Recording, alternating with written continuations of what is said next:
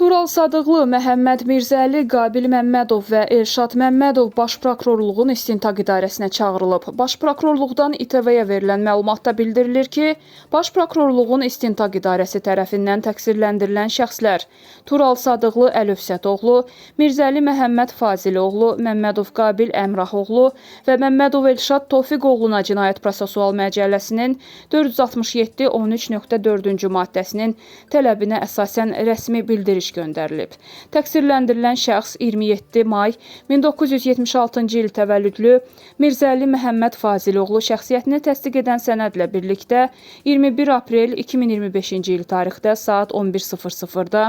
təqsirləndirilən şəxs 15 may 1977-ci il təvəllüdlü Məmmədov Qabil Əmrahoğlu şəxsiyyətini təsdiq edən sənədlə birlikdə 17 aprel 2025-ci il tarixdə saat 10:00-da,